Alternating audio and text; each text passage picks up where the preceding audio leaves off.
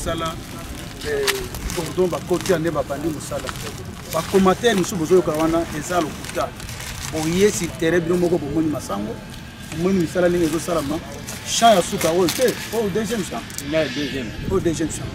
Donc tourner tout bon mona. Bon la kisana ba télévision.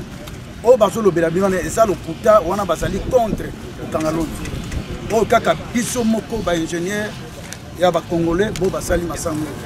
Bo ba lonisi bo ba tamusi misala.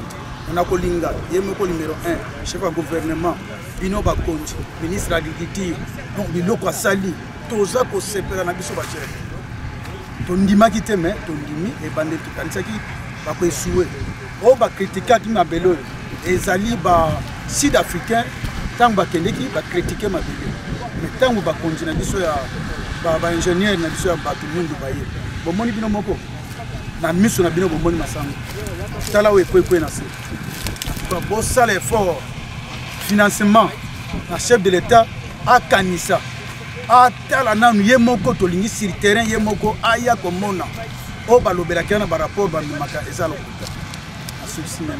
merci beaucoup. Bien qu'on n'a pas l'argent, mais on veut quand même en bien entretenir la main d'œuvre. Non, non, mais il faut reconnaître, parce qu'il ne faut pas voir cette culture-là. Moi, j'ai pensé peut-être que quand les Sud-Africains étaient là, Bazaki, Bango, plus. Ok?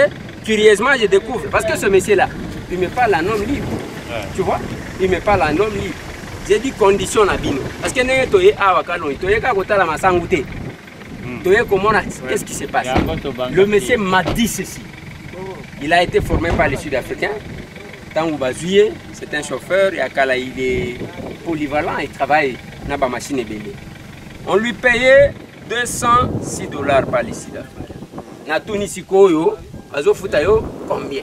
Cette information-là, il faut être temps pour en découvrir. Toi, tu ne regardes que les Massangos. Attends, moi j'ai un problème. Moi, je dois regarder les Massangos. Comment vous pouvez concevoir que il y a plus de 600 hectares à Massango? Toi et moi, on est dans le bureau du ministre. Il nous dit qu'il a besoin de 3 millions de dollars pour nous la récolte. Et là, on est en train de perdre plus de 30%, monsieur. Tu veux que je puisse me réjouir? Ça n'a pas de sens. Et à peine on vient de planter, selon ce qu'on me dit, plus de 1000 hectares Yamagnan. Mais libérer l'argent, Bozo Pesate. Quand on signe un contrat et qu'on produit du cannabis, moi je vais parler de ces choses-là, ça n'a pas de sens. Non! Ça c'est énervant. Ça c'est énervant. Est-ce que vous savez que quand moi je viens ici, je ne pouvais pas m'attendre à la plantation Yaboyeza. En tout cas, je ne pouvais pas m'attendre à ça. Non, c'est méchant. Moi je croyais à des petites choses qu'on a vues à gauche à droite, mais pas ça. Mais la réalité, je pense que c'est un sabotage. Non, c'est un sabotage d'État. Bukangalonzo produit, non? Botiki, allez. Cannabis, c'est ce que vous voulez. On ne pouvait pas mourir de faim normalement en République démocratique du Congo. Si on était sérieux, on ne peut pas mourir de faim. On aurait à manger. Si on était vraiment sérieux, on ne peut pas mourir de faim en République démocratique. Et moi, je commence à croire que Bateau Baza, à la base, il y a Biloko Cannabis. C'est eux qui doivent être en train de combattre la sécurité.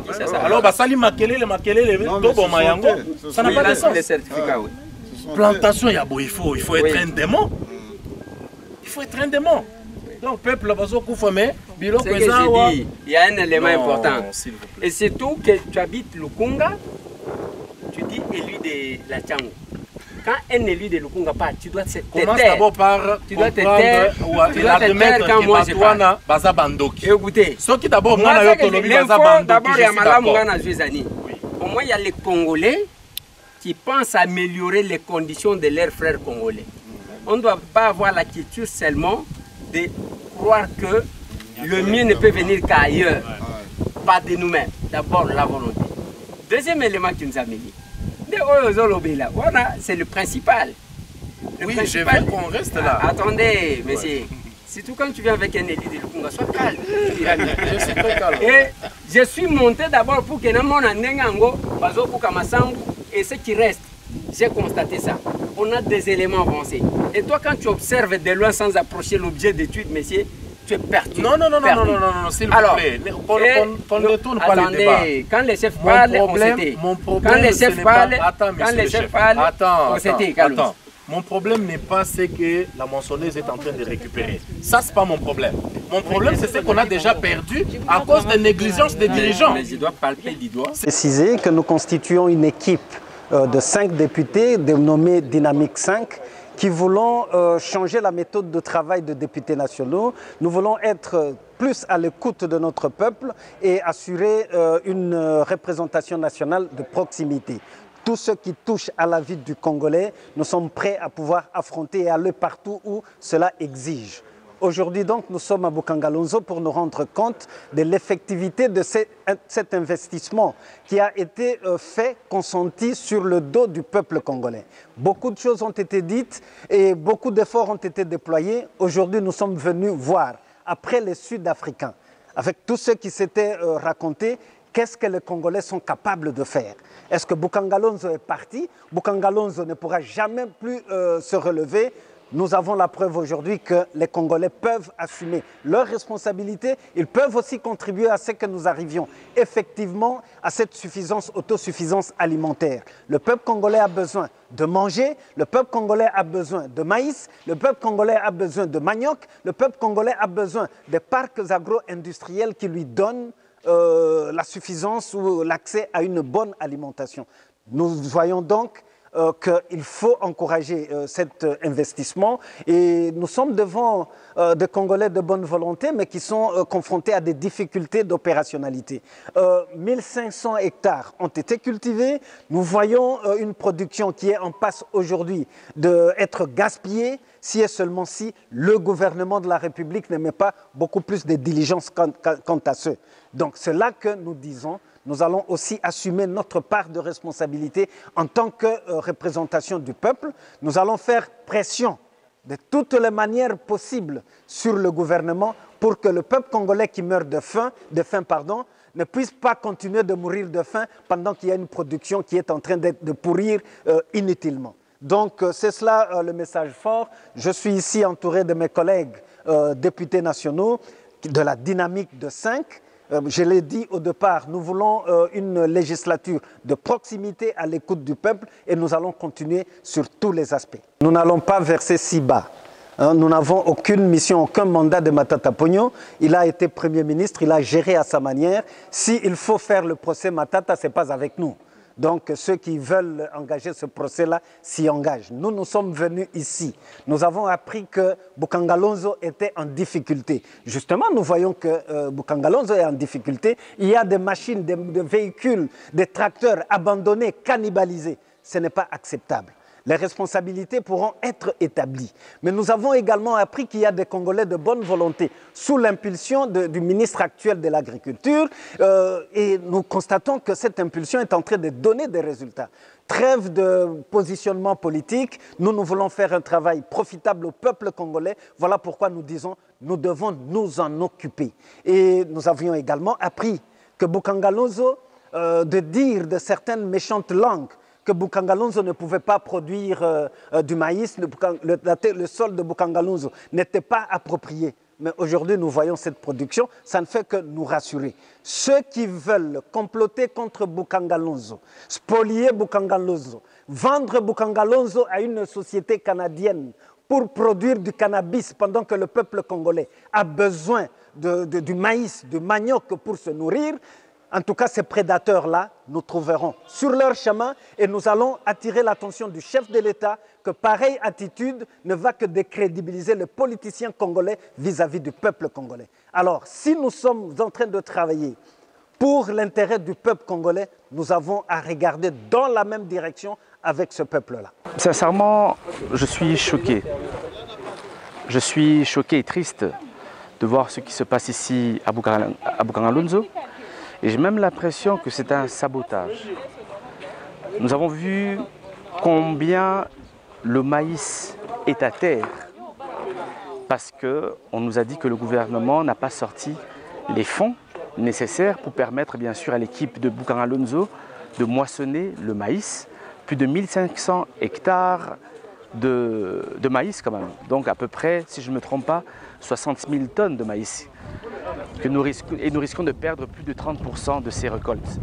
Donc je suis très triste de ce que j'ai vu Et déjà demain, la Dynamique 5 va essayer d'interpeller les autorités, ces personnes qui sont à l'exécutif, pour trouver une solution rapide et de permettre bien sûr à ce que les Congolais puissent récupérer ce maïs. Il est anormal. Dans un pays où nous avons plus de 20 millions de personnes qui souffrent d'insécurité alimentaire, nous avons plus de 80% de Congolais qui ne mangent pas à satiété. Mais voir qu'à Bukaranlonzo, nous avons du maïs qui est en train d'être négligé. Non, je suis totalement choqué. Donc je me dis qu'il y a un sérieux problème. Et surtout que nous avons appris qu'il y a certains responsables qui auraient dit que maïs namino epolato est alibisoté. Donc vous comprenez qu'il y a certaines personnes qui sont très négligentes. Mais je me pose la question, pourquoi cette négligence? Pourquoi? Qui est-ce que vous voulez favoriser? Parce que Bukaranlonzo appartient aux Congolais. Mais vous voulez favoriser qui? Les personnes qui importent le maïs? Non, ce n'est pas juste. Faire un constat très décevant. Un constat très décevant parce que les nouvelles qu'on avait à partir de Kinshasa, c'était que Bukaranlonzo n'existait plus. Bukaranlonzo ne pouvait plus produire. Bukaranlonzo était oublié. Mais nous venons de constater là que ce n'est pas vrai. Bukaranlonzo peut produire. Bukaranlonzo a produit. Nous avons vu 1500 hectares. Nous avons vu 1500 hectares. Nous avons vu 1000 hectares de manioc. Nous avons vécu des choses qu'on ne pouvait jamais s'imaginer. Vous savez déjà, nous sommes nerveux par ce que nous avons pu constater. Il se passe un problème de sabotage parce que la production que Bukaranlonzo a pu faire est sabotée. On nous a expliqué que nous sommes en train de perdre au moins 30% de la production faute de moyens. Je pense que c'est méchant. Pendant que la population est en train de mourir de faim, nous avons une production importante, mais à cause de 3 millions de dollars, selon les dires du ministre l'autre fois dans son cabinet, on n'arrive pas à faire la récolte. Ça, c'est méchant en tant qu'élu du peuple. Ça me révolte sincèrement. Nous avons vu les camions qui sont à un état délabreux. Ces camions-là, c'est à cause encore d'un sabotage parce qu'il n'y a pas eu un suivi. Depuis un certain moment, il n'y a pas eu un suivi. Mais il y a eu un ministre de portefeuille qui a eu la charge de ce parc. C'est lui qui avait placé le chef du garage. Je pense qu'il sera important que nous puissions avoir le rapport du chef de garage pour comprendre, alors que le véhicule était laissé toute neuve et tout ça, le véhicule fonctionnait, qu'est-ce qui s'est passé après le départ des Sud-Africains? Donc ce sont les questions que nous sommes en train de nous poser, mais nous lançons un cri d'alarme au chef de l'État, son Excellence Félix Tshisekedi. Je pense que quand lui crie le peuple d'abord, mais on est en train de tuer ce peuple-là par la famine. Nous avons la production, il y a possibilité de mieux faire. Si seulement nous pouvons laisser Bukaranlonzo en paix. Nous avons appris qu'il y a des conseillers qui sont en train de faire des manœuvres pour que Bukaranlonzo parte et qu'on commence à produire du cannabis en partenariat avec des Canadiens. Nous allons essayer de faire la lumière sur cette situation-là. Je pense que voilà, nous sommes en train de faire notre travail. Nous remercions le président de l'Assemblée nationale qui ne dort jamais, qui avait voulu que nous puissions venir ici très rapidement pour comprendre la situation. Ben, nous allons faire notre rapport et les responsabilités seront établies. Mais jusque-là, il y a certaines personnes, même certaines autorités, qui disent que les images qu'on voit de Bukaranlonzo sont fausses, sont montées. Non, les images ne sont pas montées. Bon, qu'ils disent aussi que nous voir sur les images, c'est un montage. Non. Nous avons vu la réalité que Bukaranlonzo produit. Bukaranlonzo peut produire plus que ce qu'il produit aujourd'hui. Ici, il est question de mettre le moyen à la disposition de la nouvelle équipe dirigeante. S'il n'y a pas de moyens, Bukaranlonzo ne peut pas produire mieux. Mais sans moyens, nous avons vu ce qu'ils font. On est en train de faire une récolte manuelle et une récolte avec des équipements. Pourquoi? Parce qu'ils n'ont pas de carburant. Pourquoi? Parce qu'ils n'ont pas le moyen pour payer le personnel. Donc nous pensons que ce sont des fausses informations. Bukaranlonzo vit et Bukaranlonzo peut produire plus que ce qu'il produit aujourd'hui.